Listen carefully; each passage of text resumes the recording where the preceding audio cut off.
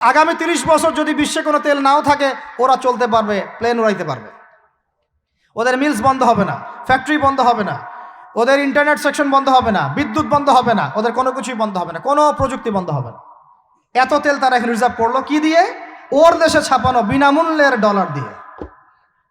এরপরে তারা আরবদেরকে বুঝালো, ইয়া শাইখ, আরবদেরকে বুঝালো, হাবিবি, ইয়া হাবিবি, কাছে আসেন, শোনেন, আমরা আপনাদের কাছে তেল আছে, আপনারা তো তেল বয়কট করে দিয়েছেন, আর তেল ছাড়া তো আমাদের যুদ্ধ বিমান ফ্লাই করছে না। তেল কাদেরকে দিয়েছে আল্লাহ পাক? মিডল ইস্টে আরবকে দিয়েছে, ঠিক আছে। এখন হাবিবিকে বলা হচ্ছে যে আপনারা তো তেল বয়কট করে দিলেন। এটা করেছিল বাদশাহ ফয়সাল, বলেন রাহিমাহুল্লাহ। উনি একজন সাহসী নেতা ছিলেন, এই জন্যই তাকে গুপ্ত হত্যা করা হয়েছে। সাহসী যারা, তাদেরকে গুপ্ত হত্যা করে এদের একটা সুন্নত, এটা মাথায় রাখবেন। খুব খুব ট্যালেন্টেড একজন দেখবেন, খুব ট্যালেন্টেড একজন বিজ্ঞানী দেখবেন, হঠাৎ নাই তাপাস করে মিসাইল এসে পড়ে গেল। এমন সূক্ষ্ম স্নাইপার দূর থেকে 12,000 কিলোমিটার দূর থেকে মেরে দিলে আপনার কলিজার মধ্যে ফেলে গেল। এগুলো জেনে বুঝেই আমরা প্রতিদিন সকাল করি, সন্ধ্যা করি, আলহামদুলিল্লাহ। কারণ অ্যাটলিস্ট আপনাকে তো জানতে হবে। জেনে নেন, পরে আপনারা চিন্তা করবেন যে কিভাবে লাইফ লিড করবেন। ফাযাক্কির ইন্নামা আনতা মুযাক্কির, আপনি উপদেশ দিন, শুধু আপনি উপদেশ দাতা। লাস্তা আলাইহিম বিমুসাইতির। ফাযাক্কির ইন নাফাআতিয যিকরা সায়াযাক্কারু মা ইয়াখশা, যারা আল্লাহকে ভয় করে তারা ফিরে আসবে ইনশাআল্লাহ। তো যেটা বলছিলাম, বাদশাহ ফয়সাল একদম বয়কট করে দিলেন। এবার ওরা এসে বুঝাচ্ছে যে তেল ছাড়া তো আমাদের চলছে না। এদিকে ওদের ডলারের মান কমে যাচ্ছে, মুদ্রাস্ফীতি হচ্ছে, ইনফ্লেশন হচ্ছে। এখন তারা বোঝালো যে ঠিক আছে, একটা চুক্তি করা যাক। যুবকরা ভালো করে শোনেন, এগুলো জানেন না বলেই অনেক সময় আপনি সহি সহি বলে সহি ভুল পথে যাচ্ছেন। ভাই, সহি পথেই যাচ্ছেন, বাট এটা সহি ভুল হয়ে যাচ্ছে। কথা বুঝাতে পারছি? সহিহের আড়ালে একটা মারাত্মক জয়ীফার জাল আকিদা আছে, এটা আপনার সামনে সহি দিয়ে ঢেকে দেওয়া হয়েছে, বুঝতে পারতেছেন না। এই জায়গাটাকে ভালো করে বোঝেন। যখন উম্মর সাথে কেউ গাদ্দারি করে তখন সে সহি থাকে না। উম্মতের সাথে কেউ যদি গাদ্দারি করে তখন সে কি থাকে না? সহি থাকে না। এখন আসেন, আমি ধর্মতাত্ত্বিক কথা বলছি আগে। এখানে বাদশাহ ফয়সাল তাকে কনভিন্স করা হলো, ঠিক আছে আমরা তেল কিনবো, আপনাদের কাছ থেকে কিনবো, আপনাদের গলফ কান্ট্রি যেগুলো আছে এদের কাছ থেকে কিনবো, তবে একটা শর্ত, আপনারা তেল বিক্রি করবেন শুধু মার্কিন ডলারে, অন্য কোনো কারেন্সিতে তেল বিক্রি করতে পারবেন না। বলেন নাউজুবিল্লাহ। আপনি বাংলাদেশ গভর্নমেন্ট যদি গিয়ে এক ব্রিফকেসের মধ্যে 1 কোটি টাকা নিয়ে যায়, বুঝেন কথা, বুঝতে পারতেছেন? 1 কোটি টাকা আমাদের টাকা নিয়ে গিয়ে যদি বলে শেখ হাবিবি আমাকে তেল দাও, ওরা বলবে তেল দিতে পারবো না, খালাস, কুল্লু খালাস, এখান থেকে বের হও। কথা বুঝতে পারেন নাই? 1 কোটি কি দিবেন? টাকা, তেল দিবে না। লিখে নেন, দিবে না। কিন্তু সেই 1 কোটি টাকাকে যদি আপনি ডলারে কনভার্ট করেন, ওটাকে ডলার দিয়ে কনভার্ট করেন, করে যদি বলেন হাবিবি তেল, তখন বলবে যে আসো তাআলিলাহি, তেল নিয়ে যাও, খালাস, কুল্লু খালাস। কথা বুঝতে পারছেন? তেল বিক্রি করব শুধুমাত্র ডলার দিয়ে, ডলার ছাড়া অন্য কোনো কারেন্সিতে তেল বিক্রি করতে পারবো না। এইটা পশ্চিমারা আরবদের সাথে একটা সন্ধি করলো আর কি, চুক্তি করলো। এই চুক্তির নাম হলো পেট্রো ডলার মনিটরি সিস্টেম। বুঝতে পারলাম? Petro dollar monetary system. এর বদৌলতে আরবের মরুভূমি হয়ে গেল এখন একদম অট্টালিকার প্রাসাদ। বোঝা যায়? মরুভূমিগুলো হয়ে গেল কি অট্টালিকার প্রাসাদ, আর বাকি পুরো মুসলিম উম্মার উপর দেখেন কি দুরবস্থা নেমে আসে। শুধু তাই না, ওই ডলার হলো একদম লিডার, কারেন্সির লিডার। এখন ওই ডলার তেলের মান নির্ধারণ করবে, আপনি টাকা দিয়ে করতে পারবেন। সারা বিশ্বের সবচেয়ে বড় অর্থনৈতিক জুলুম হচ্ছে এই পেট্রো ডলার মনিটরি সিস্টেম। এর চেয়ে বড় কোনো জুলুম হয়নি অর্থনৈতিক জীবনে। এখন অনেক ওলামায়ে কেরাম আছেন আপনারা এখানে, আমি জানি উপস্থিত, আপনারা একটু ফিকহের কিতাবগুলো মোতালা করে আমাদেরকে একটা ফতোয়া দিয়েন যে এইরকম মনিটরি সিস্টেম প্রণয়ন করা জায়েজ না জায়েজ। এটা আপনারা ফতোয়া দিয়েন, আমি ফতোয়া দিতে পারবো। আমি অর্থনৈতিক ভাষায় বলতেছি যে এই মনিটরি সিস্টেমটা পুরো বিশ্বে জুলুম নিয়ে আসছে। এখন আদতে, এখন শোনেন এই অংশটুকু শোনেন, তারপরে আমি শেষের দিকে চলে আসতেছি। আদতে এতে পশ্চিমাদের লাভ কি হয়েছে শোনেন। আমার কাছে এই যে ডলার, এটা আমি ছাপাই আমার দেশে, আমার কারখানায়। আমার খরচ হচ্ছে কাগজ, আমার খরচ হচ্ছে মেশিন, আমার খরচ হচ্ছে কালি। বোঝা যায়? বোঝা যাচ্ছে? আচ্ছা, এখন সেটা আমি বানালাম, ছাপালাম, গিয়ে আমি আরবকে দিলাম, তেল দাও। ওরা এই কাগজের টাকাটা নিল, নিয়ে রিজার্ভ করলো, করে মূল যে তেল, এই তেলটা মনে করেন তেল বা সোনা, তেল বা সোনা একই কথা, কারণ সোনার ফাংশন প্লে করছে এখন তেল। এখন তো যেহেতু গোল্ড দিনার নাই, দিরহাম নাই, এই তেলটা তারা নিল, নিয়ে ওদের দেশের আন্ডারগ্রাউন্ডে বাংকার আছে, গ্যালনকে গ্যালন তেল রিজার্ভ করতে থাকলো। এমনভাবে রিজার্ভ করতে থাকলো যে বিগত আগামী 30 বছর যদি বিশ্বে কোনো তেল নাও থাকে, ওরা চলতে পারবে, প্লেন উড়াইতে পারবে। ওদের মিলস বন্ধ হবে না, ফ্যাক্টরি বন্ধ হবে না, ওদের ইন্টারনেট সেকশন বন্ধ হবে না, বিদ্যুৎ বন্ধ হবে না, ওদের কোনো কিছুই বন্ধ হবে না, কোনো প্রযুক্তি বন্ধ হবে না। এত তেল তারা এখন রিজার্ভ করলো কি দিয়ে? ওর দেশে ছাপানো বিনামূল্যের ডলার দিয়ে। এবং সেই ডলারটা আমরা নিলাম, নিয়ে আমরা মাশাআল্লাহ অট্টালিকা নির্মাণ করলাম, আর মনে করলাম যে মাশাআল্লাহ আমি তো খুব ধনী হয়ে গেলাম, সমৃদ্ধি অর্জন করলাম। আদতে এখানে পশ্চিমাদের সবই লাভ। আমরা বলি না জালাও তাই কদু, আমরা বলি আম গেল সালাও গেল, তাই না? এখানে আমও তাদের, সালাও তাদের, আদতে আমাদের কিছু নাই। আপনারা হাসতেছেন, কিন্তু এইটা হচ্ছে সারা বিশ্বের সবচেয়ে বড় জুলুম। এখন আমরা তো থার্ড ওয়ার্ল্ডের কান্ট্রি, এটা হচ্ছে যারা বড় বড় ধনী রাষ্ট্র, ওদের অবস্থা হচ্ছে এই। আর আমরা যারা থার্ড ওয়ার্ল্ডের কান্ট্রি, উন্নত বিশ্বের দিকে এগিয়ে যাচ্ছে, আমরা যারা আস্তে আস্তে, যে পথে আমাদের দুর্নীতি বাধা, আমাদের এই যে নৈতিকতার অবক্ষয় বাধা, আমাদের মধ্যে আমানতহীনতা বাধা, এই বাধাগুলো আমাদেরকে আগাতে দিচ্ছে না। তা আমাদের অবস্থা কি হতে পারে তাহলে চিন্তা করেন। এখন আমরা এই জায়গায় আছি, এই জায়গায় বসে বসে আপনি মনে করছেন যে আপনি মাশাআল্লাহ খুব পাক্কা মুসল্লি, হালাল খাচ্ছেন, নামাজ পড়তেছেন, তাহাজ্জুদ গোজার, জান্নাত কিনে নিয়েছেন মাশাআল্লাহ। অথচ আপনার অর্থনীতি সুদভিত্তিক, এবং এই সুদভিত্তিক অর্থনীতির আন্ডারে থেকে কোনো বেসরকারি ব্যাংক পর্যন্ত 100% সুদমুক্ত সিস্টেম দিতে পারবে না। ফুল স্টপ, খালাস। আর এর উপরে আবার আছে ঘুষ, তার উপরে আবার আছে দুর্নীতি, তার উপরে আপনারা আবার মাপে কম দিচ্ছেন, তার উপরে আবার পণ্য মজুত করছেন, মার্কেটে ইচ্ছাকৃতভাবে প্রাইস বাড়ায় দিচ্ছেন, এই কাজগুলো করছেন। তাহলে আপনাকে কি আমি ভিতরে চোখ দিয়ে পুরো বিশ্বের রাজনীতি বোঝাতে পেরেছি? পুরো বিশ্বের অর্থনীতি বোঝাতে পেরেছি? পুরো বিশ্বের শিক্ষাটাও বুঝেন এবার? আপনার কাছে মনে হচ্ছে পুরো বিশ্বের শিক্ষা খুব উন্নত, বাহ্যিকভাবে বস্তুবাদী ক্ষেত্রে উন্নত, মঙ্গলে যাচ্ছি, চাঁদে যাচ্ছি, স্যাটেলাইট পাঠাচ্ছি ইত্যাদি, তো এগুলো বস্তুবাদী উন্নতি। আদতে কি হচ্ছে দেখেন, নীতি নাই, শিক্ষা অর্জন করার পর নৈতিকতা নাই, চরিত্র নাই, সালাম কালাম নাই, ধর্মভীরুতা নাই, আমানতদারিতা নাই। একজন ডক্টর, সে মাশাআল্লাহ ডক্টর হয়েছে, হওয়ার পরে এখন সে দেখছি কসাই হয়ে গেল। তাহলে কোন শিক্ষাটার ঘাটতি হলো? নীতির, নৈতিকতার, ইসলামের ওই বুঝটা নাই, পরকালীন কনসেপ্ট নাই। একজন ইঞ্জিনিয়ার মাশাআল্লাহ, আপনি theta, sine theta, cos theta সব তো বুঝেন মাশাআল্লাহ, আপনি একজন আর্কিমিডিস থেকে শুরু করে পিথাগোরাস সব পড়ে ফেললেন, কিন্তু ইঞ্জিনিয়ার হয়েও তো আপনি চোর হলেন। তাহলে কোন শিক্ষার অভাব হলো বলেন? একটা মেয়েকে আপনি দেখছেন মাশাআল্লাহ এগিয়ে যাচ্ছে, বাপরে বাপ, ফেমিনিস্ট রেভলিউশন, আদতে ওর গায়ে এখন একটা গেঞ্জি, ওর গায়ে পায়ে একটা জিন্সের প্যান্ট, বাহিরের চলাফেরা দেখে তার অঙ্গ প্রত্যঙ্গ সব স্পষ্ট দেখা যাচ্ছে, সে স্পষ্ট বেপরদায় চলছে। একটা ছেলেকে আপনি দেখছেন বাহির থেকে পড়ে আসলো, এসে এখানে ট্রান্সজেন্ডার হয়ে গেল, লিঙ্গ পরিবর্তন করতেছে। ছেলে পেলেকে দেখছেন এখানে ডিগ্রি অর্জন করেছে, কিন্তু মাদক ছাড়তে পারছে না, মেয়েদের সাথে জেনা ছাড়তে পারছে না, সমকামিতা ছাড়তে পারছে না। শিক্ষার সংজ্ঞাটাই বা আসলে কি? তাহলে সংজ্ঞাটা কি? এডুকেশনের সংজ্ঞাটা কি আমাকে বলেন? শিক্ষার মূল সংজ্ঞাটা কি? আমরা কি এই বিশ্বের মূল শিক্ষা ব্যবস্থা কি মুসলমানরা গড়ে দেয় নাই? একটা বই কিনেন বাসায় গিয়ে, যে এই বিশ্বের 1000 সেরা আবিষ্কার, ওখানে দেখবেন সবগুলোই মুসলমানদের নাম আছে না নাই? আপনি যে ল্যাপটপ চালাচ্ছেন, অ্যালগোরিদম কে দিয়েছে? কারা দিয়েছে? মুসলিমরা দিয়েছে। আপনি যে মেডিকেল সায়েন্সের কথা বলছেন, মূল জিনিসটা কে দিয়েছে? মুসলিমরা দিয়েছে। রক্ত সংবহন তন্ত্র কারা আবিষ্কার করেছে? মুসলিমরা। আপনি জাবির ইবনে হাইয়ানকে ছাড়া আপনি কেমিস্ট্রি পড়াতে পারবেন না। ইবনে রুশদ, ইবনে সিনাকে ছাড়া আপনি মেডিকেল সায়েন্স আগাতে পারবেন না। আপনি ইবনে রুশদ ছাড়া এই যে আমরা পাটিগণিত, বীজগণিত, জ্যামিতি, ত্রিকোণমিতি, পরিমিতি করে আপনি করতে পারবেন না।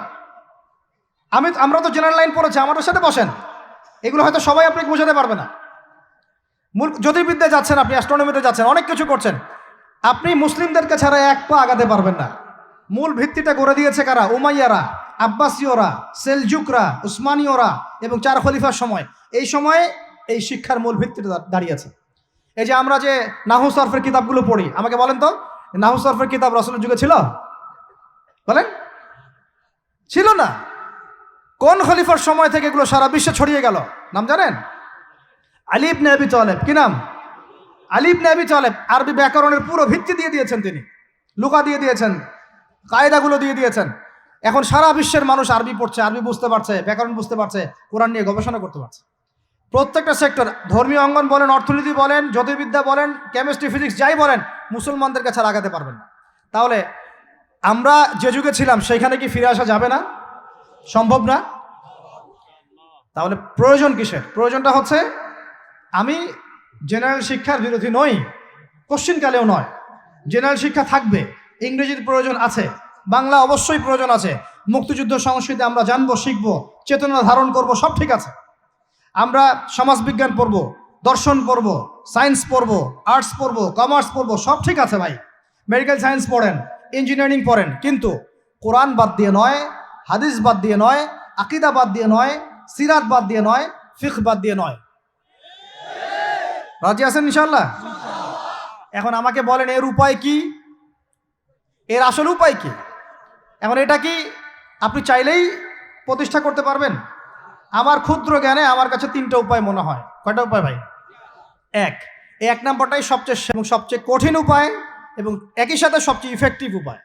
এটা যদি করা যায় তাহলে আর 2-3-এর প্রয়োজন হবে না। সেটা হলো, জাস্ট যদি আমাদের ঊর্ধ্বতন কর্তৃপক্ষ, আমাদের শিক্ষা মন্ত্রণালয়, আমাদের গভর্নমেন্ট, আমাদের প্রশাসন, আমাদের সরকার, তারা যদি একটা টেবিলে বসে ওলামায়ে কেরামদেরকে নিয়ে বসে, প্রতিভাবান ইয়াংদেরকে নিয়েও বসে, শিক্ষা নিয়ে যাদের অবদান আছে তাদেরকে নিয়ে বসে যদি একটা শিক্ষানীতি প্রণয়ন করে যে না, আমাদের দেশটা মুসলিম কান্ট্রি, বেশিরভাগ মানুষই মুসলমান জনগণ, মুসলমান যুবক, মুসলমান যুবতী, মুসলমান শিশু কিশোর বেশিরভাগই মুসলিম, অ্যাজ এ ডেমোক্রেটিক সিস্টেম এখানে বেশিরভাগই মুসলিম। তাহলে তাদের স্বার্থ বিবেচনা করে আমরা একটা শিক্ষানীতি প্রণয়ন করি না কেন? একটা শিক্ষানীতি প্রণয়ন করি যেখানে প্লে গ্রুপ থেকে শুরু করে মাস্টার্স পর্যন্ত আমরা মাশাআল্লাহ 2টা শিক্ষাকে সমন্বয় করে দিব ইনশাআল্লাহ। এই সমন্বয়টা করলে আমার ছেলে বললাম তো 2 দিকেই ইনশাআল্লাহ এক্সপার্ট হবে। আমাদেরকে আলাদা করে কোনো প্রতিষ্ঠান খুলতেও হবে না। এটা কি করা যায় না? এটা যদি করা যায় তাহলে আমাদেরকে আলাদা করে কোনো মাদ্রাসাও খুলতে হচ্ছে না এখন, বরং যা আছে এটা দিয়ে যথেষ্ট, যা আছে এটা দিয়ে যথেষ্ট। আর সুন্দর নীতি থাকবে, সিলেবাস করে দেওয়া হবে, দেখবেন সবাই একই ভাষায় কথা বলছে, একই শিক্ষা শিক্ষিত হচ্ছে। একটা লেভেল পর্যন্ত অ্যাটলিস্ট মানুষ নৈতিক শিক্ষা পাবে, ইসলামী শিক্ষা পাবে। পরবর্তীতে গিয়ে ফ্যাকাল্টি আলাদা হয়ে যাবে, তারা কেউ ইঞ্জিনিয়ার, কেউ ডক্টর ইত্যাদি ইত্যাদি হতে পারে। এটা যদি আমাকে বলেন, আমাকে 5টা বছর সময় দেন, 5 বছর সময় দেন, যদি মূল্যায়ন করেন, আমি ইউসুফ আলাইহিস সালামের মতো বলতে বাধ্য হচ্ছি এখন, কারণ আমি এটা দেখে অনেক ব্যথিত হচ্ছে। কেউ বলুক না বলুক, আমি কোনো দলের পক্ষ থেকে বলছি না, কোনো মতের পক্ষ থেকে না, কোনো রাজনৈতিক ব্যক্তিবর্গের পক্ষ থেকেও নয়, আমি আমার ব্যক্তিগত ব্যক্তি স্বার্থের পক্ষ থেকে বলছি।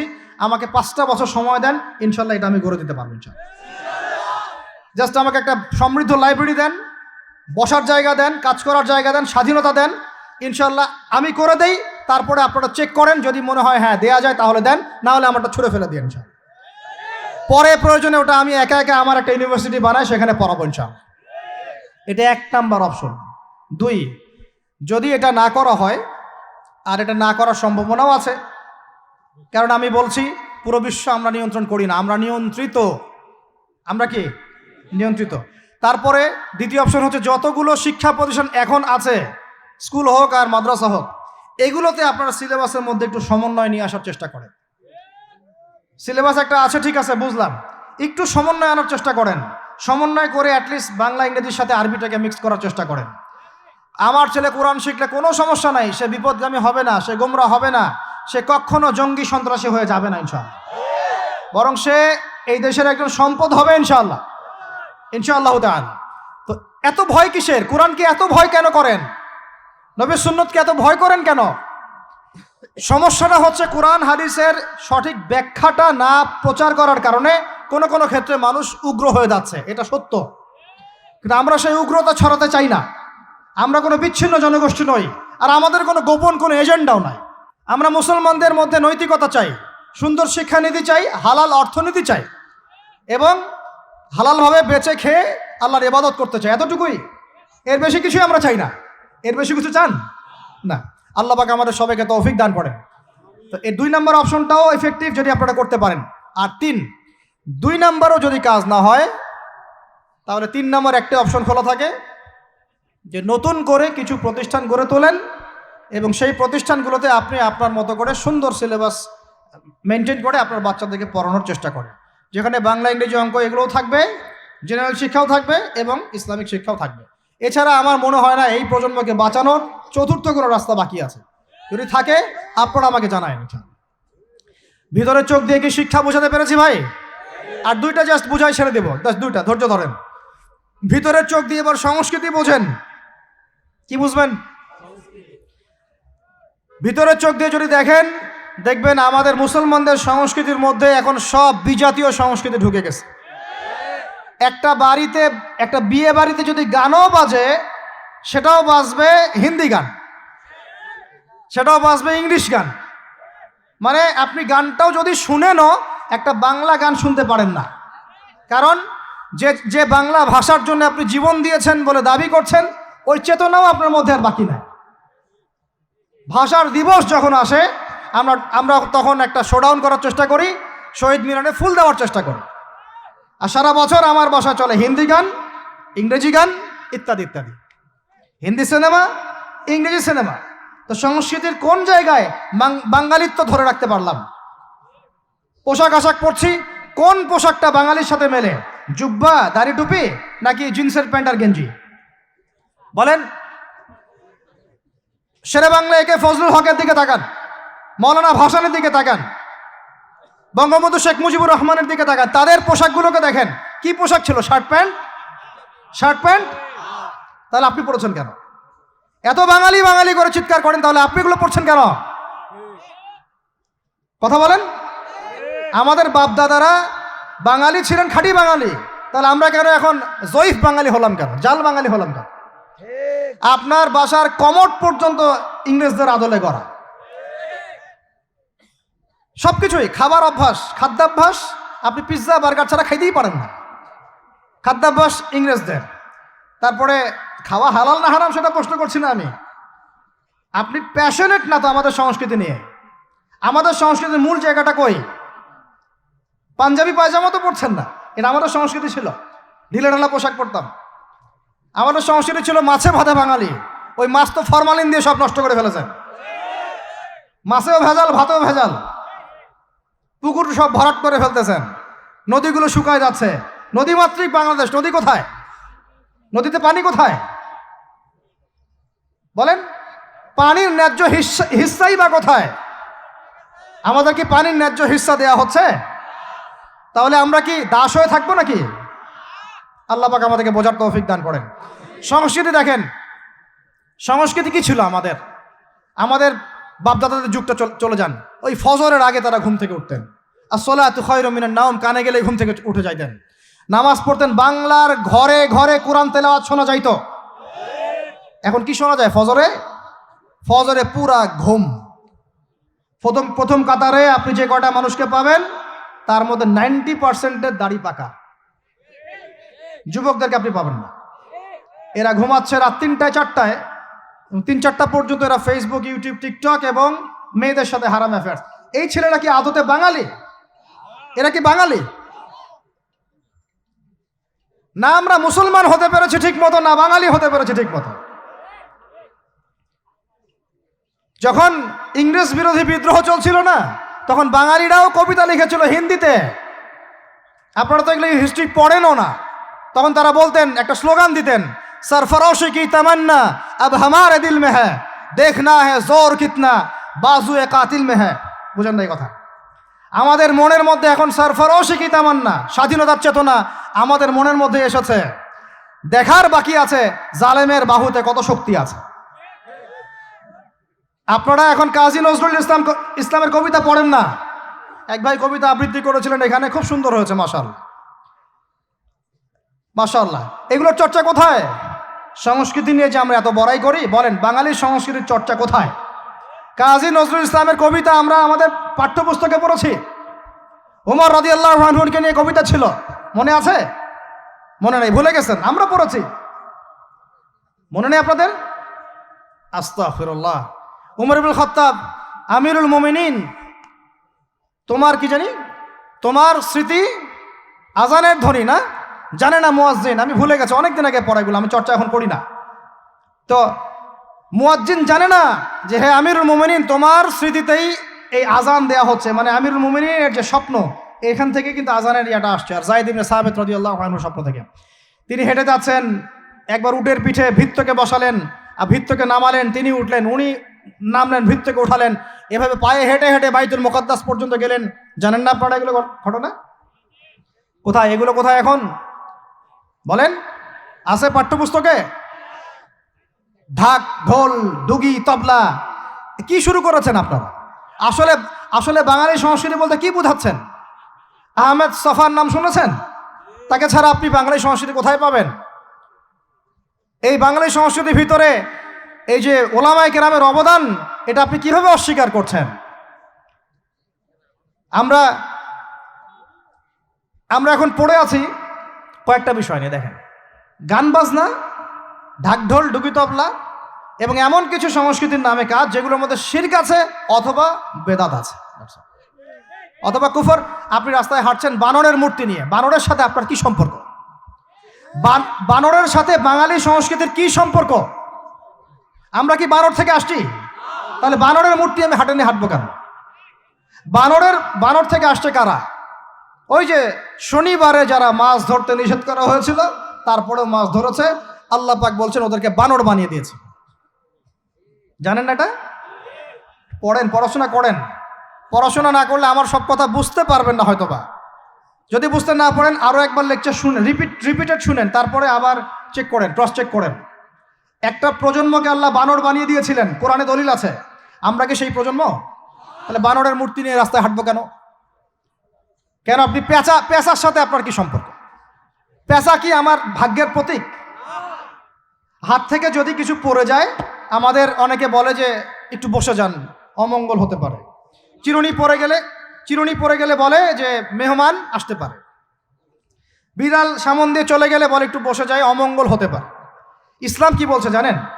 যখনই মনের মধ্যে কোনো কুলক্ষণ আসবে, আপনি পড়বেন, আমার সাথে বলেন, আপনি পড়বেন আল্লাহুম্মা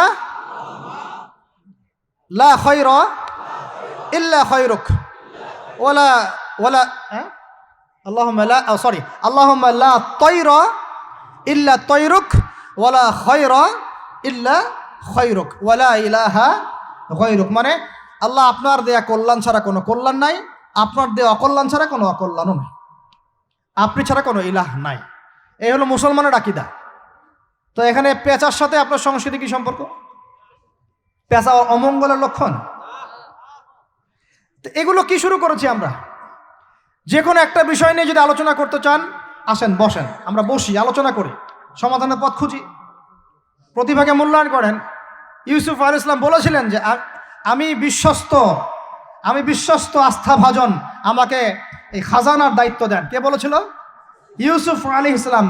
কখনো কখনো দায়িত্ব চেয়ে নেওয়া জায়েজ, যখন দেখবেন দায়িত্ব নেয়ার যোগ্য কোনো মানুষ নাই। কিন্তু যে পদ্ধতিতে এখন মানুষ দায়িত্ব চাচ্ছে, ওই পদ্ধতি তো ইসলাম সমর্থন করছে না। এখানে আপনি একজন ট্রান্সজেন্ডারকে দেখছেন মানুষের ঘরে ঘরে গিয়ে ভোট চাচ্ছে, একজন হিজড়াকে দেখছেন মানুষের ঘরে ঘরে গিয়ে ভোট চাচ্ছে, নারী থেকে পুরুষ হচ্ছে, পুরুষ থেকে নারী হচ্ছে, তাও আবার ভাই ওইদিকেই। নিজেরও লজ্জা লাগতেছে, কারণ আমি আবার উত্তরবঙ্গের মানুষ। তো এখন কথা হচ্ছে যে এইটা তো সিস্টেম না, প্রতিভাকে মূল্যায়ন করতে হবে। আপনাদেরকে আল্লাহ পাক তৌফিক দান করেন, বলেন আমিন। আপনার খাওয়া, আপনার রুচি, আপনার অভ্যাস, আপনার পছন্দ, আপনার বিয়ের অনুষ্ঠান, আপনার জন্মদিন, আপনার মায়ের ওই কি বার্ষিকী, বাবার ওই বার্ষিকী, যা যা করতেছেন সব কিছু কার অনুসরণ করতেছেন আপনারা? ইহুদি খ্রিস্টানদের। একটা ভবন উদ্বোধন করবেন, খুচুত করে একটা ফিতা কাটলেন, কাইটটা মাশাআল্লাহ পায়রা আপনি উড়াই দিলেন। তো এই পাখি কি আমার কল্যাণ নিয়ে আসবে? হ্যাঁ, এই পায়রা আমার কল্যাণ নিয়ে আসতে পারে? ওইখানে দাঁড়ায় 2 রাকাত নামাজ তো পড়তে পারতেন, পরে আল্লাহর কাছে দোয়া করতে পারতেন, আল্লাহ আমি এই কাজটা শুরু করলাম, আল্লাহ তুমি বরকত দান করো। আমার সংস্কৃতি। একটা দোকান করেছেন, বাড়ি করেছেন, শুরুতেই আপনি ডিজে পার্টি দিলেন, ডিজে পার্টি, সুবহানাল্লাহ। সূরা বাকারার তেলাওয়াত তো দিলেন না। তাহলে পুরো বিশ্বের প্রত্যেকটা ডিপার্টমেন্ট, মূল জায়গাগুলো আমরা এখন নিয়ন্ত্রিত হচ্ছি, এবং ভিতরের চোখ দিয়ে যদি দেখি আমরা আমাদের শেকড় থেকে দূরে সরে গেছি ভাই। আল্লাহ পাক আমাদের সবাইকে বোঝার তৌফিক দান করেন। কথা বললে অনেক কথা বলতে পারতাম, আজকে আর বলতেছি না, শেষ করে দিই। আরেকটা পয়েন্ট বলবো, খালি লাস্ট পয়েন্ট, সেটা হচ্ছে ধর্মীয় অঙ্গনে। শেষ পয়েন্টটা কি ভাই? প্রথম পয়েন্টটা মনে আছে? ভিতরের চোখ দিয়ে দেখবেন পুরো বিশ্বের ভূ রাজনীতি, ভিতরের চোখ দিয়ে দেখবেন পুরো বিশ্বের অর্থনীতি, ভিতরের চোখ দিয়ে দেখবেন পুরো বিশ্বের কি শিক্ষানীতি, ভিতরের চোখ দিয়ে দেখবেন পুরো বিশ্বের সংস্কৃতি, আর ভিতরের চোখ দিয়ে দেখবেন পুরো বিশ্বের ধর্মতাত্ত্বিক অবস্থা। আমি অন্যান্য ধর্মগ্রন্থগুলো নিয়ে কথা বলছি না, ওগুলো আমি স্টাডি করছি, ইনশাল্লাহ ওগুলো নিয়ে পরে কথা হবে। এখন আমি ওই জায়গায় আসি নাই যে ওইখান থেকে প্রত্যেকটা বিষয়ে ডিবেট করে করে ওদের সাথে আমি বাহাসে যাব, এরকম কোনো জায়গায় আমি এখনো পৌঁছাই নাই। আর এটার দরকার আছে, কারণ সারা দেশে খ্রিস্টান মিশনারিদের তৎপরতা বেড়েছে। এই জন্য আমাদেরকে তুলনামূলক ধর্মতত্ত্ব পড়তে হবে, ওদের সাথে আমাদেরকে বাহাস করতে হবে, এই ভাইদেরকে ফিরিয়ে আনতে হবে। অনেকে টাকার কারণে উত্তরবঙ্গের দিকে, দক্ষিণবঙ্গে, আপনার পাহাড়ি এলাকার দিকে এগুলোর তৎপরতা প্রচুর বেড়ে গেছে। আমরা তো মাশাআল্লাহ মিলাদ আর জিলাপি আর খোরমা আর কিয়াম নিয়ে দাঁড়িয়ে আছি। ভিতরে যে ইসলাম কোথায় চলে যাচ্ছে আমরা তো জানি না। আল্লাহ পাক আমাদেরকে বোঝার তৌফিক দান করেন। আরও বেড়েছে, ওই যে একটু আগে আপনারা আলোচনা করছিলেন কাদিয়ানি মতবাদ, এটা বাড়ছে, সুদী এনজিওর মতবাদ বাড়ছে। একজন আলেম বলেছিলেন বাংলাদেশের, যেদিন বাংলাদেশের 50% মানুষ খ্রিস্টান হয়ে যাবে, শিয়া হয়ে যাবে, কাদিয়ানি হয়ে যাবে, ওই দিন আপনাদের হুঁশ ফিরবে। আল্লাহ পাক আমাদেরকে ওই দিন আসার আগেই হুঁশে আসার তৌফিক দান করেন। সব ইখতিলাফি বিষয়গুলো ভুলে যান, মুমিনদের সাথে থাকেন, ওলামায়ে কেরামের জামাতের সাথে থাকেন, ছোটোখাটো বিষয় নিয়ে তর্ক করা বন্ধ করেন, ইস্যু পাগল হওয়া বন্ধ করেন, ডিভাইস আসক্তি বন্ধ করেন, এই শোডাউনগুলো বন্ধ করেন, মূল জায়গাগুলোয় কাজ করেন। সালাত, তাহাজ্জুদ, হালাল রিজিক, আদর্শ পরিবার গঠন, ঠিক আছে, দাওয়াতের মেহনত, সৎ কাজে আদেশ, অসৎ কাজে নিষেধ, এগুলোতে মনোযোগী হন। আল্লাহ পাক ইনশাআল্লাহ আমাদেরকে তৌফিক দান করবেন ইনশাআল্লাহ। কারণ আল্লাহ ওয়াদা করেছেন, ইন তানসুরুল্লাহ ইয়ানসুরুকুম, তোমরা আল্লাহকে সাহায্য করো, আল্লাহ তোমাদেরকে সাহায্য করবে ইনশাআল্লাহ। কিন্তু ওয়াইন তাতাওয়াল্লাহ, তোমরা যদি সাহায্য না করে মুখ ফিরে চলে যাও, তাহলে ইয়াস্তাবদিল কওমান গায়রাকুম, আল্লাহ পাক অন্য কওমকে তোমাদের জায়গায় নিয়ে আসবেন, তোমাদেরকে সরাই দিবেন। সুম্মা লা ইয়াকুনু আমসালাকুম, তারা তোমাদের মতো অপদার্থ হবে না। নাউযুবিল্লাহ। আমরা চাই আল্লাহ যেন আমাদেরকে সরিয়ে না দিয়ে আমাদের দ্বারাই খেদমত নেন। আল্লাহ পাক কবুল করেন। আমাদের এই পুরো প্রজন্মটাকে আল্লাহ পাক তওবা করে ফিরে আসার তৌফিক দান করেন। বিশ্বের বুকে ওমর রাদিয়াল্লাহু আনহুর সময় আমরা যেমন মাথা উঁচু করে বাঁচতাম, ওইভাবে বাঁচার তৌফিক দান করেন।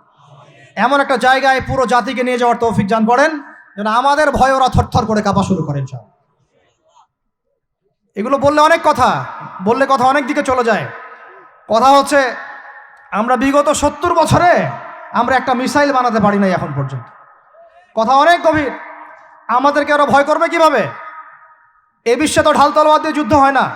ওয়াইদ্দু লাকুম মাস্তাতাতুম মিন কুওয়াতিন, সূরা আনফালের মধ্যে আল্লাহ পাক আয়াত নাযিল করেছেন, হে মুসলিমরা তোমরা শক্তি অর্জন করো, তোমরা শক্তি সামর্থ্য অর্জন করো। তুরহিবুনা বিহি আদুওয়াল্লাহি ওয়া আদুওয়াকুম, এই শক্তি দিয়ে তোমরা আল্লাহর দুশমনদেরকে ভয় দেখাবা। এটা কে বলেছেন? আল্লাহ বলেছেন। ওই শক্তি কই? তা আমরা আপোষে লড়াইয়ে পড়ে আছি, আঞ্চলিক রাজনীতি নিয়ে পড়ে আছি, ভাইয়ে ভাইয়ে মারামারি কাটাকাটি করছি, আমরা গীবত সমালোচনার রাজনীতি করছি, মূল শক্তিটা আমরা অর্জন করতে পারছি না। আল্লাহ পাক আমাদেরকে সেইটা বোঝার তৌফিক দান করেন। চিন্তা করবেন না, চিন্তা করবেন না, আমরা যদি করতে পারি আল্লাহ পাক আমাদের হাতেই বিজয় দিবেন ইনশাআল্লাহ। আর এটাও চিন্তা করবেন না, নিশ্চিত থাকেন যদি আমরা করতে না পারি আল্লাহ আমাদের একটাকেও জীবিত রাখবে না, একটাকেও না। আল্লাহ পাক সবগুলোকে সরাই দিবেন ইনশাআল্লাহ, দিয়ে এমন একটা প্রজন্ম নিয়ে আসবেন ওরা পারবে ইনশাআল্লাহ তাআলা। এটা ইয়াকিন রাখেন। আমরা যদি গাদ্দার হই, মুনাফিকি করি, আমানতের খেয়ানত করে ফেলি, ওই চেতনা আমরা যদি ধ্বংস করে ফেলি, আল্লাহ পাক আমাদেরকে রাখবেন না। আর হে ঢাকাবাসী শোনেন, আল্লাহ পাক না রাখার জন্য একটা 5 মাত্রার ভূমিকম্প যথেষ্ট। আল্লাহকে ভয় করেন। ঢাকায় জেনা বেড়ে গেছে, সমকামিতা বেড়ে গেছে, মাদক বেড়ে যাচ্ছে, ইয়াবাখোর বেড়ে যাচ্ছে, ছিনতাই বাড়তেছে, কত কি হচ্ছে আমাদের শহরে, আমাদের চোখের সামনে। অশ্লীলতার কারণে এই ভূমিকম্পের আযাব আসে, নোংরামির কারণে আসে, জেনার কারণে আসে, পরকীয়ার কারণে আসে, ব্যভিচারের কারণে আসে। ঘরে ঘরে ঢুকেছে এগুলো। আল্লাহ পাক আমাদের ঢাকাবাসীকে হেদায়েত দান করেন। আমি কিন্তু আপনাদের একজন, আমি আপনাদের বাইরের কেউ না, কিন্তু এগুলো দেখে আমার মনটা কাঁদে, কষ্ট হয়। ঢাকা যেমন মসজিদের শহর, এই মসজিদের শহরের মধ্যে এরকম অন্যায় অবিচার ঘরে ঘরে কেমন করে ছড়িয়ে পড়ল, কেমন করে? একটা অপরাধ হয়েছে আমাদের। অপরাধটা হচ্ছে আমরা সৎ কাজে আদেশ করেছি, অসৎ কাজে সমানভাবে নিষেধ করি নাই। সৎ কাজে আদেশের সাথে এখন থেকে অসৎ কাজে নিষেধও করবেন। আল্লাহ পাক তৌফিক দান করেন। আল্লাহ পাক এই জজবা চেতনা আপনাদের সবার মধ্যে দান করেন, আমিন। আইন হাতে তুলে নেবেন না, কিন্তু অন্যায়ের প্রতিবাদ করবেন। অন্যায়ের কি করবেন? প্রতিবাদ করবেন। শেষ পয়েন্টটা বলি, ধর্মীয় অবস্থাটা কি? ভিতরে চোখ দিয়ে দেখেন। আপনার কাছে মনে হচ্ছে আমরা সবাই সংখ্যায় অনেক বেশি, কোটি কোটি মুসলমান, এত এত মুসলিম রাষ্ট্র, এত এত তেল, এত এত মিলিটারি পাওয়ার, ইত্যাদি ইত্যাদি, এত সংগঠন, অনেক কিছু, এত ধর্মীয় দল, এত আলেম ওলামা। বাস্তবিক অর্থে ভিতরের চোখ দিয়ে যদি আপনি দেখেন, দেখবেন যে আমরা সংখ্যায় বেশি হওয়ার সত্ত্বেও আপোষে অসংখ্য দলে বিভক্ত হয়ে গেছে। যতক্ষণ পর্যন্ত আমরা ইউনাইটেড হচ্ছি না, ধর্মতাত্ত্বিকভাবে একটা জায়গায় আসছি না, একটা জামাআ ফর্ম করছি না, একটা ইমারা কায়েম করছি না, এবং আমাদের মধ্যে একজন আমিরুল মুমিনিন নির্ধারণ করছি না, ততক্ষণ পর্যন্ত আপনি আল্লাহর রাস্তায় দিন ইকামত করতে পারবেন না। এটা আমাদের মূল সমস্যা, মূল গোড়ার সমস্যা। আর এই সমস্যাটাকে আম জনগণ কোনোভাবে উস্কে দিবেন না। আপনারা ওলামায়ে কেরামদের মধ্যে বিভক্তি বাড়াই দিবেন না, উস্কে দিবেন না, অনলাইন গরম করবেন না, চুপ করে থাকবেন। কিছু বলার যদি না থাকে চুপ করে থাকেন, তা বলার দরকার নাই। ওলামায়ে কেরামদেরকে একটা জায়গায় বসতে দেন। তারা যদি একটা জায়গায় বসে, একটা টেবিলে বসে, একে অপরের সাথে মোয়ানাকা করে, চা খায়, সালাম বিনিময় করে, ইনশাআল্লাহ দেখবেন ঐক্য হয়ে গেছে ইনশাআল্লাহ। এবং ওলামায়ে কেরামরা যখন আমাদের রাজনীতিবিদদের সাথে থাকবেন, একটা ঐক্যবদ্ধ শক্তি হবে, তখন দেখবেন রাষ্ট্র, অর্থনীতি, রাজনীতি এবং ধর্মতাত্ত্বিক সব দিক দিয়ে এগিয়ে যাবে ইনশাআল্লাহ। এই জিনিসটার ঘাটতি আছে আমাদের মধ্যে। আমরা অনেক সময় মনে করি ও পলিটিশিয়ানের সাথে আমার চলার দরকার নেই, ও তাগুত, ও কাফের, ও মুশরিক, ও এটা ওইটা। দেখেন, নবী করিম সাল্লাল্লাহু আলাইহি ওয়াসাল্লামকে সবচেয়ে বেশি সাপোর্ট করেছেন তার চাচা আবু তালেব। আবু তালেব মুসলমান হননি শেষ পর্যন্ত। তার বাসাতে তিনি থেকেছেন, বড় হয়েছেন, ব্যবসা করেছেন। চাচাকে কালিমা পড়াতে পারেন নাই, দ্বীনের পথে আনতে পারেন নাই। তাই বলে কি তিনি চাচার সঙ্গ ছেড়ে দিয়েছিলেন? আমরা সবাই নিজেকে আলাদা বিভক্ত মনে করি। নসিহতের মধ্য দিয়ে, সদুপদেশের মধ্য দিয়ে, একটা ভ্রাতৃত্বের বন্ধনের মধ্য দিয়ে। সবাই তো আর খারাপ না রে ভাই, সবাই কি খারাপ? এখানে অনেক অসংখ্য ভালো মানুষ আছেন, প্রত্যেকটা সেক্টরে আছে। আপনার আমার চেয়ে বেশি ইমানদার আছে, আপনি জানেন না। প্রত্যেক ডিপার্টমেন্টে আপনার আমার চেয়ে বড় বড় ইমানদাররা আছে, কিন্তু পরিবেশ পরিস্থিতির কারণে হয়তোবা তারা তাদের ইমানটাকে জাহির করতে পারছে না। আমরা উগ্র হব না, তাদের প্রতি আমরা নসিহত করব, নরম হব, সবর করব, দাওয়াত দিব, এবং তাদেরকেও আমরা আমাদের একটা প্ল্যাটফর্মে আনার চেষ্টা করবো ইনশাআল্লাহ। এভাবে যখন আস্তে আস্তে মেহনতগুলো বাড়তে থাকবে, 10টা বছর দেখেন, 10টা বছর পরে দেখবেন চিত্র পাল্টে গেছে ইনশাআল্লাহ। তবে এই দায়িত্বটা কোনো বক্তার একার নয়, কোনো আলেমের একার নয়, কোনো এমপি সাহেবের একার নয়, মন্ত্রী সাহেবের একার নয়, কোনো সরকার প্রধানের একার নয়। এখানে আপনার আমার সবার ভূমিকা আছে। সবাই যার যার জায়গা থেকে যদি আমরা ভূমিকা পালন করতে ব্যর্থ হই, এগুলো স্বপ্ন থেকে যাবে, কোনোদিন বাস্তবায়ন করতে পারবেন না। সবাই যার যার জায়গা থেকে কাজ যদি ঠিকমতো করি, ইনশাআল্লাহ দেখবেন আমরা ওই সোনার বাংলা ঠিকই গঠন করবো ইনশাআল্লাহ। আল্লাহ পাক আমাদের সবাইকে ধর্মীয় অঙ্গনের ভেদাভেদটাকে দূর করার তৌফিক দান করেন। ধর্মীয় অঙ্গনের ভেদাভেদটা সবচেয়ে কালো হয়েছে আমাদের জন্য। ধার্মিকরা যদি একটা জায়গায় থাকতেন, তারা যদি সমাজের মধ্যে এরকম বিভিন্ন দলে দলে বিভক্ত হয়ে আলাদা আলাদা হয়ে না যেতেন, তাহলে দেখতেন আজকে থেকে 40 বছর আগেই বাংলার জমিনে দিন কায়েম হয়ে যেত। আল্লাহ রাব্বুল আলামিন আমাদেরকে ভিতরের চোখ জাগ্রত করার তৌফিক দান করেন। আর যারা স্পষ্ট মুশরিক, স্পষ্ট শিরিক করছে, স্পষ্ট বেদাতি এবং স্পষ্ট মুনাফিক, যারা জালেমের পক্ষ নেয়, ওদের সাথে ঐক্যের কোনো দরকার নাই। ওদেরকে ছাড়াই আমরা চলবো ইনশাআল্লাহ। সময় ওদেরকে মিটিয়ে ফেলবে ইনশাআল্লাহ। সময়ের স্রোতে ওরা ধুলার মতো উড়ে যাবে ইনশাআল্লাহ, কিচ্ছু করতে পারবে না ইনশাআল্লাহ। কারণ মুনাফিকদের সাথে ঐক্য হয় না। মুনাফিকদের সাথে কি ঐক্য হয়? মুনাফিকদের সাথে ঐক্য হয় না, মুশরিকদের সাথে ঐক্য হয় না, এবং যারা পাক্কা মুশরিক, পাক্কা বিদআতি, তাদের সাথে কিন্তু ঐক্য হয় না। তো এই জিনিসগুলো আমরা অ্যাভয়েড করে মুমিনদের জামাকে নিয়ে ঐক্যবদ্ধ হয়ে সামনের দিকে এগিয়ে যাবো ইনশাআল্লাহ। আল্লাহ পাক আমাদের সমস্ত উলামায়ে কেরামদেরকে দীর্ঘ নেক হায়াত দারাজ করেন, তাদেরকে এক প্ল্যাটফর্মে বসার তৌফিক দান করেন। আলেম ওলামাদের সাথে আমাদের সরকার প্রধানদের একটা মৈত্রী এবং মিলবন্ধন আল্লাহ পাক দান করেন। উভয়ের ভুল বোঝাবুঝি আল্লাহ পাক দূর করে দেন। উভয়কে আল্লাহ পাক এক টেবিলে বসার তৌফিক দান করেন। আল্লাহ পাক উভয়কে নিয়ে একটা শক্তিশালী রাষ্ট্র গঠনের তৌফিক দান করেন। ইনশাআল্লাহ দেখবেন যদি এভাবে আমরা কাজ করতে পারি। আর আমাদের তরুণদের দায়িত্ব কি? তরুণদের দায়িত্ব বড়রা যা বলবে ওইটা ফলো করে চলা। আমাদের দায়িত্ব না যে আমরা নেতৃত্ব আসনটাতে খাপ করে কেড়ে নিয়ে বসবো, এটা আমাদের দায়িত্ব না। যদি আমরা যোগ্য হই, আল্লাহ পাক যদি কবুল করেন, আল্লাহই আপনাকে উঁচু জায়গায় নিয়ে যাবেন। আমরা খালি চোখ কান খোলা রেখে সত্য মিথ্যা পার্থক্য করব, আমাদের বড়দের সামনে এটাকে উপস্থাপন করব। তারা যদি মুনাসিব মনে করেন, আমাদেরকে তাদের জায়গায় নিয়ে যাবেন। এবং আমাদের কাজ হচ্ছে ইলম অর্জন করা, তাজকিয়া অর্জন করা, বেশি বেশি আমল করা, এবং উলামায়ে কেরামের সোহবতে থাকা, এবং এই জাতিটাকে নিজের একক জাতি মনে করা, আলাদা মনে না করা। আমরা সবাই মিলে এক জাতি, মনে রাখবেন, আমরা সবাই মিলে এক জাতি। সরকার, প্রশাসন, আমজনগণ, ওলামায়ে কেরাম, যুবক যুবতী, তরুণ তরুণী, আমাদের সন্তানরা, সবাই মিলে আমরা একটা মুসলিম জাতি। মনে থাকবেন ইনশাআল্লাহ। বিভক্তির দিকে যাবেন না, ঐক্যবদ্ধ থাকেন, বিজয় আমাদের হবে ইনশাআল্লাহ। আল্লাহ রাব্বুল আলামিন আমাদের সবাইকে কথাগুলো বোঝার তৌফিক দান করেন।